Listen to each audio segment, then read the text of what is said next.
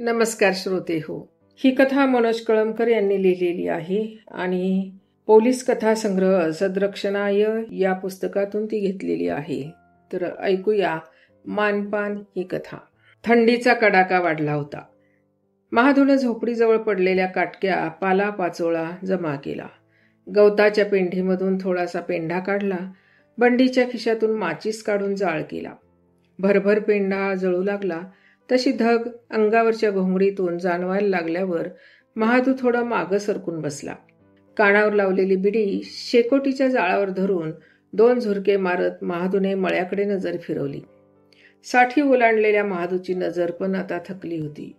एकुलत्या एक पोरीचं लग्न लावून दिलेलं, बायको 2 वर्षापूर्वी सोडून गेलेली, त्यामुळं आला दिवस ढकलायचा म्हणून पाटलाच्या मळ्यावर राखणदारीचं काम करायचा.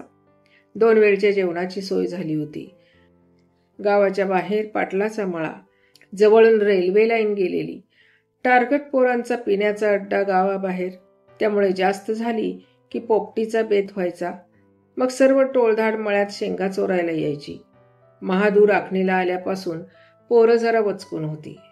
महादूने शेकोटीपासून थोड्या अंतरावर बिछाणा टाकला.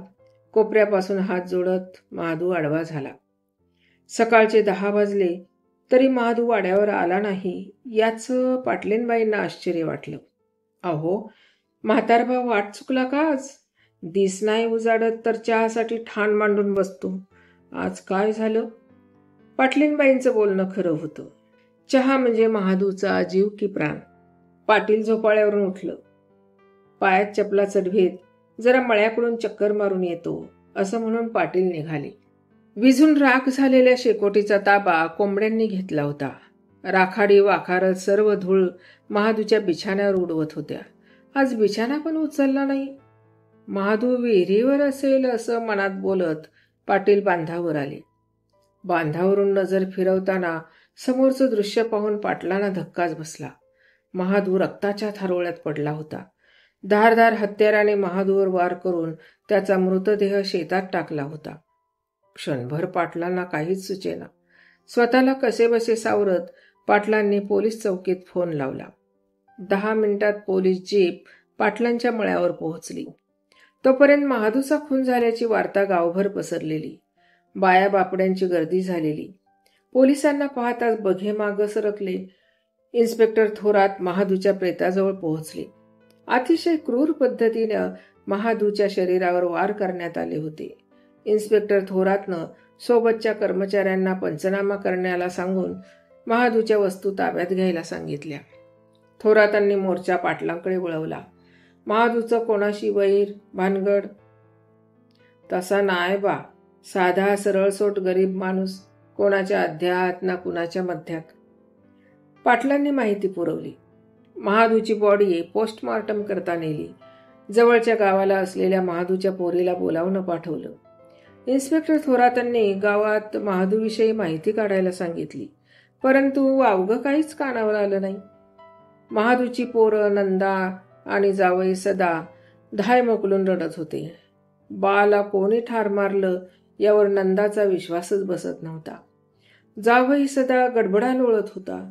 माझ्या सासऱ्याला कोणी मारलं साहेब, शोधून काढा, फासावर द्या, असं सदा सारखं बोंबलत होता. पोलीस खात्यात काळ्याचं पांढरं केलेल्या थोरात साहेबांना सदाचं रडणं खटकलं. सदावर नजर ठेवण्याचे आदेश त्यांनी हाताखालच्या कर्मचाऱ्यांना दिले. त्याच रात्री सदा दारूच्या गुत्त्यावर दारू ढोसायला आल्याची बातमी खबऱ्यांनी पोलिसांना दिली. मनसोक्त दारू प्यायलेल्या सदाला शुद्धच नव्हती.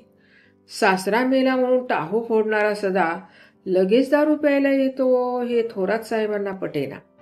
सदाला अड्ड्यावरून थेट चौकीत आणा असे आदेश थोरात साहेबांनी दिले. तर्र झालेल्या सदाची वरात चौकीत आणली. सदा सेठ, तुमच्या सासऱ्यांचा खुनी सापडला बरं का, असे थोरात यांनी सांगताच दारूच्या नशेतल्या सदाच्या चेहऱ्यावरचे हावभाव बदलले. थोरात साहेबांचा फॉर्म्युला लागू पडला होता. सदाला काहीतरी माहीत होतं. पोलिसांपासून सदा लपवत होता. सदा, तू नाव सांगतो का आम्ही सांगू? तसा सदा गांगरला. काहीच माहिती नसल्याचे भाव आणण्याचा केविलवाना प्रयत्न करू लागला. त्याच क्षणी जोरदार मुस्काटात बसलेला सदा खुर्चीतून खाली पडला. थोरात साहेबांचा राकट हात कानाखाली बसताच सदाची दारू उतरली. साहेब, खरं सांगतो, मला मारायचं नव्हतं सासऱ्याला, पण दारूच्या नशेत घडलं असं सांगत सदा रडू लागला. अरे पण का मारलंस म्हाताऱ्याला? थोरात साहेबांनी प्रश्न केला. साहेब, मी त्याचा एकुलता एक जावई, पण कधी मानपान नाही करायचा.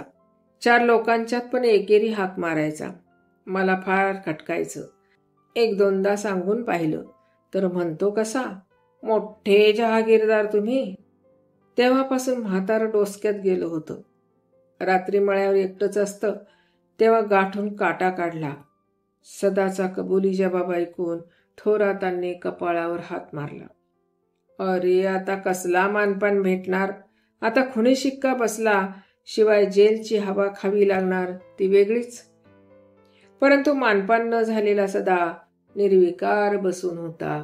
त्याच्या चेहऱ्यावर कोणतेच भाव नव्हते. कशी वाटली कथा? आवडली असल्यास लाईक, शेअर आणि सबस्क्राईब करा. धन्यवाद.